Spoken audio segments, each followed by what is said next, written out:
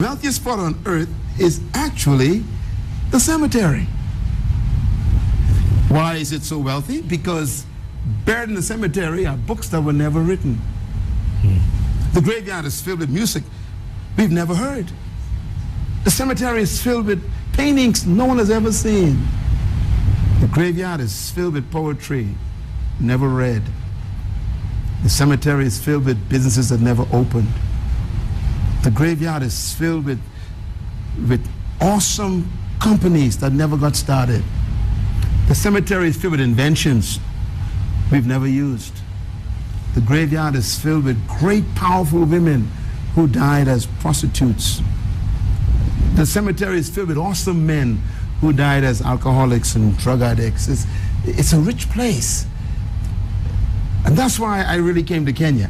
I came to Kenya because of the cemetery, because I knew that sitting in your house right there where you are and sitting in this studio are people who are the next candidate to add to the wealth of the cemetery.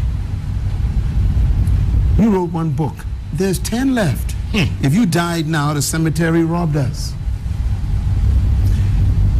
I came to Kenya because I want you to rob the cemetery. I want you to die empty. I want you to die with nothing else left to do. I want you to die because you poured out all of your dreams, ideas, visions, books, music, inventions, publications, that you died empty. That's the goal of life. Don't die old, die empty. As a matter of fact, one of the greatest statements I ever heard about dying is this statement.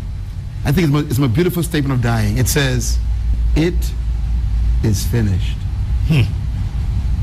3 words. The guy who said that was only 33 years old. It is finished. He didn't say, "I was finished," because we don't die, we are eternal spirits. He says, "It is finished. I poured out what I came to earth to pour out." Was that the guy on the cross? That's the guy on the cross. All right. You see, Therefore, I remember these things. My goal in life is to help everybody die empty. That's why I come to meet you, Jeff. You wrote a book. I love your book. But I'm thinking, what about the next one that's not released yet? No, there's no sequel. Or the other 5. Doc, there's no sequel. Or the other 10. I have no energy. I'm sure it's there. There's no way a man with your story could not have 10 stories. Don't die with my books. I want to challenge every Kenyan. Yes. Go to the cemetery and disappoint the graveyard. Die like the Apostle Paul, who said, "I have finished my course. I have kept the faith. I have been poured out like a drink offering. There's nothing left. I am ready to die." That's the way I want to die. I want to die because there's nothing else to keep me alive. I've done what I was born to do. This to me is the greatest act of service to humanity, to deliver to us what you came to give us. You're doing a good job, but there's more. I believe that what you're dreaming is bigger than what you're doing right now. Wow. I believe you see your own networks that you own. I believe that you have your own studios. I believe I see you producing shows that are syndicated all over the world. You deserve to be heard. Preach, doctor, preach. Why settle for Kenya when you can have the continent? Hello. You are talented, gifted, you're powerful. You should be publishing a magazine. You should be producing all kinds of t-shirts with your shirt with your name on it. You should be starting maybe a line of clothing with your name on it. This is an image we need to see, feel, touch. Hey, don't die with this stuff, okay? And that goes to each one of you watching this program. I don't know who you are, I don't know what you're doing. Maybe you're a politician, maybe you're a baker, a mechanic, a teacher in a classroom, maybe you are a student, maybe you're unemployed.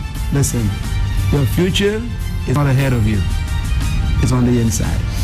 Decide tonight to germinate your seed, get the right people around you, buy some good books, shut the TV off, accept this show, and feed yourself the right information to germinate your dream. And when you die like I'm planning to die, empty. It is finished. It is finished. Tomorrow morning,